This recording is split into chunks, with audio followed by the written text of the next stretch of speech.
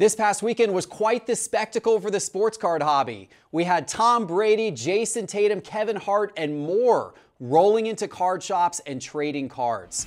So my question for you and for these guys, is this the secret to growing the hobby by 10x? We'll let you know what we think next.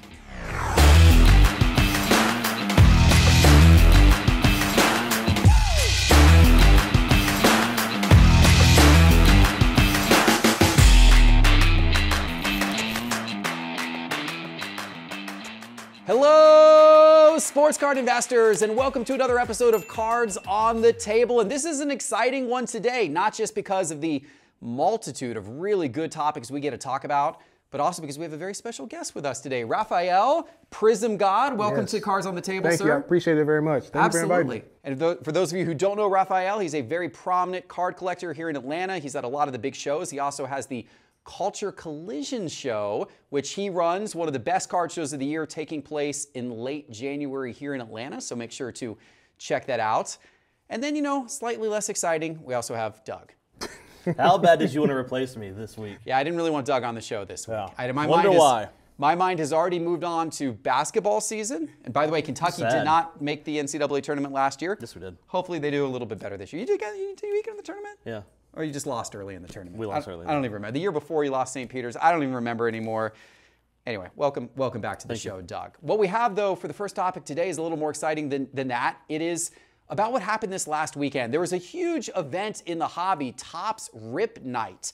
And a lot of people heard about this. There were a lot of local card shops all across the country that were participating in Topps Rip Night by inviting collectors in. They were doing trade nights in their shops with giveaways. But it went a step further. We saw celebrities really getting involved in the hobby for the first time. We saw Tom Brady and Kevin Hart showing up at a shop in New Jersey and also the MLB store in New York City. We saw Jason Tatum in Boston, and we saw other athletes. Corbin Carroll was at a shop. Evan Longoria was at a shop. A lot of other athletes participated as well. Doug, you even went to Ohio, to the Horseshoe in Ohio for one of these events that Midwest Cards was putting on as part of this.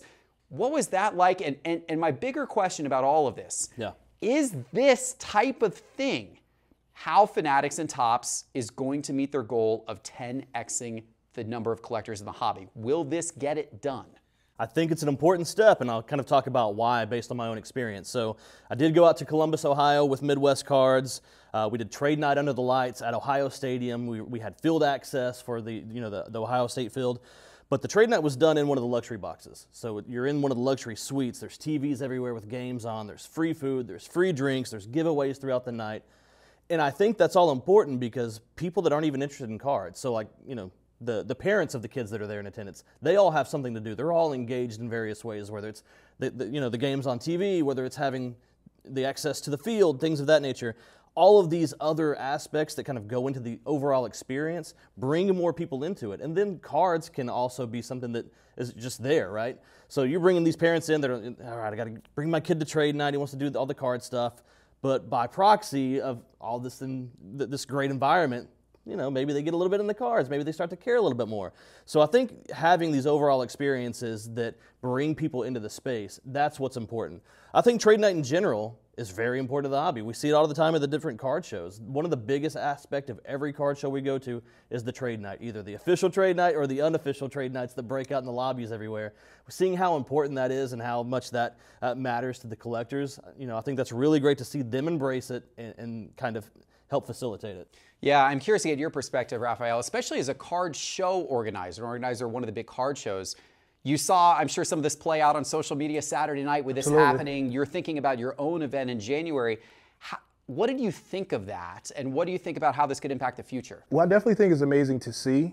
You know, I've always been an advocate of there's a couple different gateways to be in the space, and a card shop is definitely one of them. Card shows another aspect of it, and we always talk about the retail space, and now we have the online aspect of it, which I think is a great segue for people to be able to be a part of the hobby. So being able to see my favorite athlete, celebrity, entertainer, comedian pop up at my local card shop, I think is an amazing thing to see. You know, I've talked to a couple of Fanatics guys, and I think they're definitely on board with trying to change the way the hobby looks and the way that it operates. So I think it's a great step. And what do you think about the trading aspect of it? That was something that was emphasized at these events. Yeah. I know as a card show organizer, it's got to be, maybe there's probably a little bit of tension between you want to support the trading and go all in on the trading. At the same time, you have to support your dealers for them to make sales. Absolutely. But the trading is definitely a core part of it. How do you deal with that? Well, I think it's a great way to create collectors, right? And I mean, I think the thing is what we organically used to do back in the day is buy a pack of cards, you see something you like and you don't like the rest of the cards, maybe you trade it to a friend or family, and then it's like, hey, you have something I like. Would you like one of these other items? As a collector, I think it's important to see those things. So it's going back to the origin of what the hobby is all about, which is being a collector. So that's why I think it's a great thing to do. Yeah, I agree. I think those are excellent points. I loved it. I watched this kind of unfold across the country on Saturday through social media and everything like that, and just what a great spectacle. I mean, you probably have seen some of these scenes of Tom Brady trading his Bowman rookie card for a kid for his Devontae Smith jersey. That was crazy. It's just such a good moment, and I completely, Doug, you made an extremely important point. And I think it's one that I really want the audience to think about and understand. If we're going to grow the hobby, where does that next group of people come from? And it likely comes from sports fans who are not collectors, right? Mm-hmm. How do you get sports fans who are not collectors involved in this? You create experiences that aren't just about the cards, but they're about everything else outside of just the 100%. cards. And whether you're bringing people to one of the most famous college football stadiums ever, the Horseshoe in Columbus, Ohio, like Midwest Cards did, or whether you're bringing them into a store for the ability to get to meet Tom Brady or Kevin Hart or Jason Tatum, you're now extending the experience beyond cards. 100%. Yeah, it's such a cool thing. So kudos to Topps and Fanatics for that, and I cannot wait to see more of that in the future. Doug, I also cannot wait to see what is happening right now on Pristine Auction with their Pristine Elite auction that is taking place right now. They're doing this event. It is a month-long auction that features 100 of the rarest and most valuable cards on Pristine Auction, no reserves. And I can't decide which card I'd rather have between something new, something old. Something new, they've got a Josh Allen from 2021, Panini One Black Box, 1 of 1, Josh Allen, patch auto card, beautiful card. MVP favorite right now. I mean, he's looking good after that first week. He had the mistakes. He's been looking great since then. But going older, they also have a cut signature of Jackie Robinson on a postcard authenticated by PSA. It's a hard decision. What do you have your eyes on? I face the same dilemma as you. This new kind of revamped Elite auction that they're running has got so much great stuff in there. It's difficult. Right now, I'm looking at a 2020 Prism LeBron James green shimmer out of 5. It's the Kobe tribute, the dunk. But out of 5 and a PSA slab, that's a pretty big card. That's actually for that. a huge card. That's a good one. That's a good one. Well, guys, you can check out all these cards and more at pristineauction.com. And when you register at pristineauction.com, enter registration code SCI, and we're going to put $10 in your account for free that you can use towards your first purchase on pristineauction.com. Okay, this next topic was probably the biggest news event from this last week, Raphael. Topps made a mistake. Topps made a big mistake. Or did they? Well, that's interesting, right? That's interesting. But they made a big mistake with Bowman, the release of this Bowman Chrome, which came out a few weeks ago. As collectors and breakers have started ripping that product open, all of a sudden, multiple, breakers pulled the same exact card. Yep. The 1 of 1 superfractor of the same player. Yeah. And then it happened again. Yep. And then it happened again, and it happened again, and it happened again. And all of a sudden, collectors were going, whoa, wait a minute here, we got a problem, right? Superfractors are obviously the most coveted card. The first Bowman superfractor, there's only supposed to ever be 1. It is, after all, a 1 of 1, but all of a sudden there's duplicates. Well, after this started to happen over the course of a week or two, Topps then comes out last week, at the end of last week, and says, okay, we admit we made a mistake here. In fact, there are 95 duplicate superfractors, but we're going to try to make it right, and here's how we're going to make it right. We're going to offer a bounty buyback program to buy back the duplicate copies of the superfractors. What do you think of all of this, Raphael? What did you think when you heard the news, and is this the right course of action by Topps, or is this unforgivable? I think it's really Honestly, I think it's too early really to say the hold a grudge versus Topps. I mean, these guys have been proactive in the space so far. Even in the last like 6 months, I think have been really aggressive. I mean, even what they did with the Victor Wembanyama situation, all right? They created an experience out of a redemption, which I think is unique in itself. And then now, you know, they turned a negative into a positive, which was, oh yeah, we admit we made a mistake, but then we turned around and say, hey, we're gonna buy it back. And they're buying back at a premium, which I think is amazing. So, I mean, we kind of seen some of that. I know you're going to touch on that a little bit later, but some of the negative aspect of it too. But I think it's just really exciting to see, though. It is interesting, the buying back at a premium. So this is interesting. When this news came out, it came out Friday night, and in our like kind of internal chat here at Sports Card Investor, somebody posted the news, and you were one of the first people to respond and go, wait a minute. The prices they're buying the cards back at, in many times, is higher than the card's probably worth 100%. On the secondary market. Yeah. That's kind of an interesting move. What did you think of all of this, Doug? So I hate to be the one to stick up for the corporation. You know, everybody's going to call me Fanatic Shill or whatever. But every sort of issue they've had, they've completely fixed in a really satisfactory manner, in my opinion. So we talked about the Wembanyama thing, right? That was a great way to address that situation with the redemptions, having this in-person event. Now they've made the mistake with the superfractors, and we talked about it last week. We're like, oh, this is bad. This ruins one-of-ones. It's watered down, whatever the case may be. And they handled it in the exact best way possible, which is by just throwing a ton of money at people, right? So a lot of people are now starting to speculate that this even could have been set up as a PR stunt because they've handled it so well. They've got cards that have sold for $2,000 on eBay that they're offering $25,000 for. I mean, the numbers that they're offering are exponential over what the actual value of the card is. And I think it's a great way to handle it.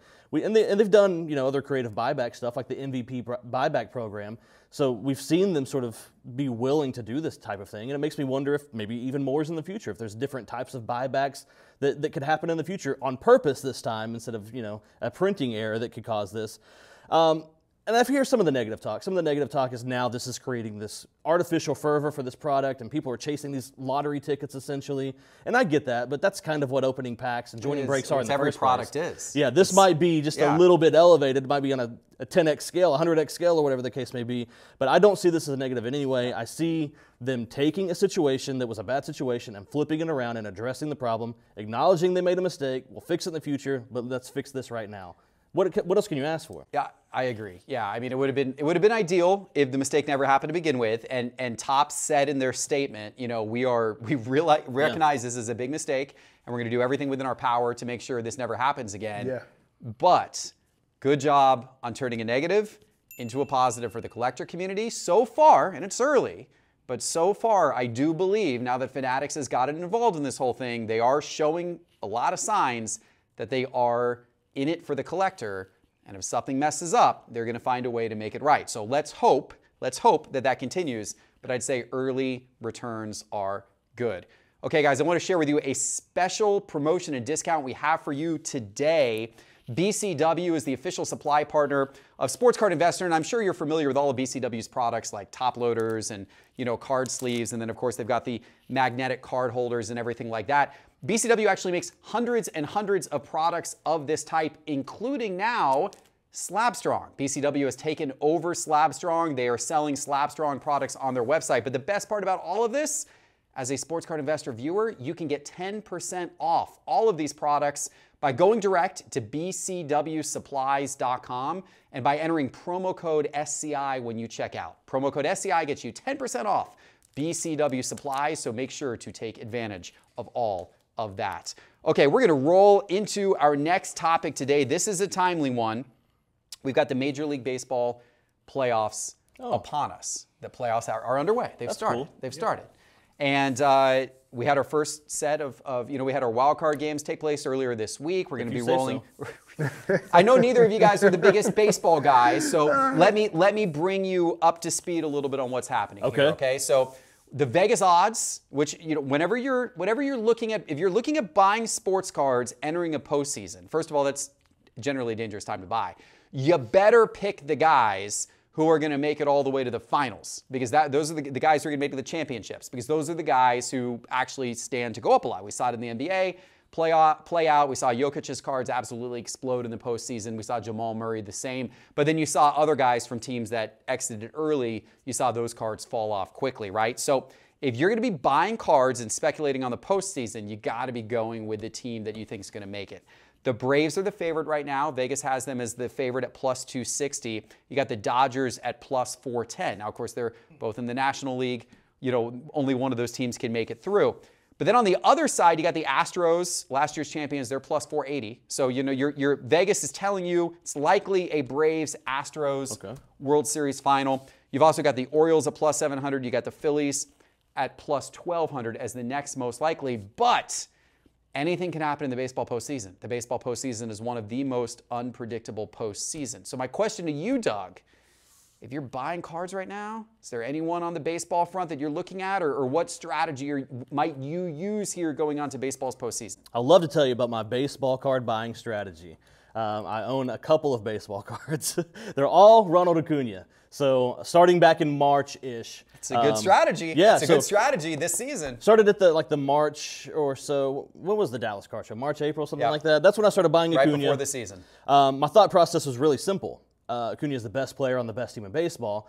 At this time, I didn't know he was going to break records like he has, but I'm very thankful of his 40-70 season.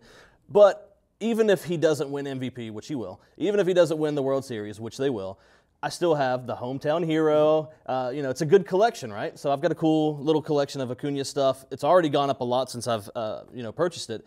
But considering the season he's had, the MVP he's about to win, the World Series he's about to win, I think it's going to do a little bit better. Based on your numbers there, I like the Braves over the Rangers. That's my dark horse for you. Oh, okay. Yeah. All right. So I got a little something for you there. Where are the Rangers on this list? They're on plus 1,800. Yeah. Okay. Yeah, they're down there. Go. But, they got a shot. They got a shot. Yeah, I don't know who plays for the Rangers. It just sounded good. But that's the pick right there. Okay. All right. Well, I'm sure the audience is going to have a lot of confidence going with that. How about you, Rafael? Acuna, your hometown guy here as well. Are you on the Acuna bandwagon, or what are you thinking in terms of this baseball postseason? Well, I'm thinking we should skip baseball to basketball, Yeah. but I will say Atlanta's my second home, so I am rooting for the Braves. But I did say before we started that I think that Houston's going to probably pull it off. Okay. I think they're going to pull it off. They had somewhat of a disappointing season by their own standards, but they always heat up in the playoffs. And last year they were dominant in the playoffs. So, Yordan Alvarez saw his cards go up a lot during the playoffs last year. You got Kyle Tucker, who is kind of 30-30. There's controversy about that last home run, but Kyle Tucker, he has a chance to potentially shine this postseason. So those might be a couple of cards you guys want to buy now. I think, Doug, you made a very important point. A great sports card investing rule, frankly. You said, I bought the best player on the best team. Yeah. You generally can't go wrong if you buy the best player on the best team, and you did spot on with Acuna. I think it's going to be interesting. Spencer Strider, I know people don't love the pitchers as much, but man, he's a character. He's memorable. When he's out there on the mound, he's got a look to him. So it'll be interesting to see Spencer Strider. But of course, you got the Dodgers. You got Mookie Betts. You got our old Brave, Freddie Freeman. Those guys are having unbelievable seasons. If the Dodgers knock the Braves off, I hate to think it, but if the Dodgers knock the Braves off, then you got Mookie's cards and Freddie Freeman's cards that are likely going to go on and heat up in the postseason. So there's a lot of guys to look at. The Orioles are also interesting just because of the young talent, Adley Rutschman, Gunnar Henderson. Phillies, of course, are always the nemesis of the Braves. That's always kind of a general rule of thumb for playoffs, right? Of any sport. What rookies are going to step up and meet that moment, and then what veterans are going to have sort of unexpected breakout moments to help their team. Those are always things to look for. And you always see the cards fluctuate in the playoffs, but you ultimately want to be holding the cards of the last team standing if you're going to make money with it in the playoffs.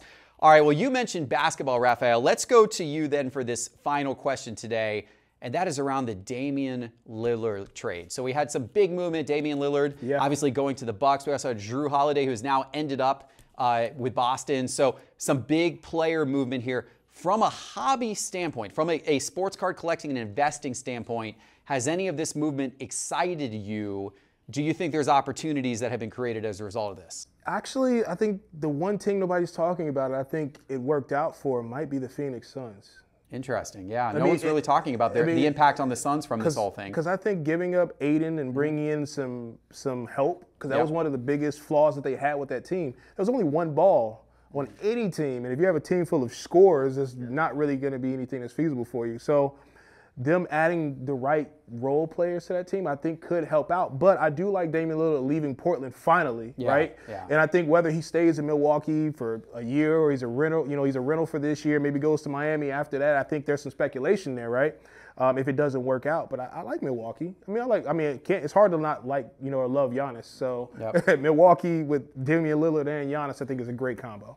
I'll tell you what I did, Doug. So this is a move that's likely going to work out in my favor. We'll see how this auction ends on eBay. But this summer, I was at Burbank Sports Cards at the beginning of the summer. There was the trade talk right then about Dame, Miami possibly. It had actually settled down a little bit. There was the Miami talk and it started to settle down. And so they had in their showcase a National Treasures RPA, Damian Lillard, beautiful card. I think it was maybe a BGS 9. And I'm like, I'm going to pick that up. And the day he is traded, now I thought it was probably going to be to Miami, but I said the day he is traded later this offseason, I'm immediately going to put that card up for eBay auction. Yeah. And I said, I bet I will do well on this. So I picked the card up. The day he was traded in Milwaukee, I sent it off to Rick Probstein and said, and it is currently up on auction right now on eBay. I think I'm probably going to end up doing very well on that card. For me, now that doesn't mean that I'll have faith in Dame and the Bucks long term, but for me, the move was cash out the moment Damian Lillard's names are in the headlines. Would you have done that? What do you think is the move with Damian Lillard cards, and where do you see this all going with him and the other players involved in this trade? I do think that was a smart move, but I do think this is positive for almost every team involved. If you look at Portland, they now have a chance for young stars to step up. Simons, Scoot Henderson, Shaedon Sharpe now share this dynamic backcourt. Any one of those guys could step up and be the guy, and you could see their cards go up as a result of that. Ayton getting a fresh start as well could help out. You talked about Phoenix. They've offloaded this massive contract, get Yusuf Nurkic in there, solid double-double guy. That could help Phoenix, Booker cards, whatever the case may be there. That could help that whole franchise. You look at the impact on Milwaukee, it's very obvious. You look at Boston. They get Drew Holiday, somebody to replace Marcus Smart. Now they're back in the conversation as contenders. You even look at the Heat, who was tied to Lillard this whole time. Now there's more roster stability. We know they're not getting rid of half their team to get Dame. I like Tyler Hero to have a bounce-back season after injuries and maybe make his first All-Star team. So even something like that you can look at is, who didn't get Dame could benefit from this. One thing we all know, it's fun. It's fun when big trades happen. It gets everyone talking in the offseason. It's fun, and the NBA season is now just a few weeks away. So, it's coming up. It's very, very exciting indeed. Hopefully you guys are excited. Hopefully you guys enjoyed the show. If you did, give us a like, give us a subscribe. And don't forget those promo codes, SCI, that's going to hook you up on pristineauction.com and on bcwsupplies.com. Make sure to check that out. Rafael, good job on your first show here. Thank you, man. Appreciate it. Pleasure to have you on. Yeah. We appreciate you guys as well. We'll see you next time. Take care.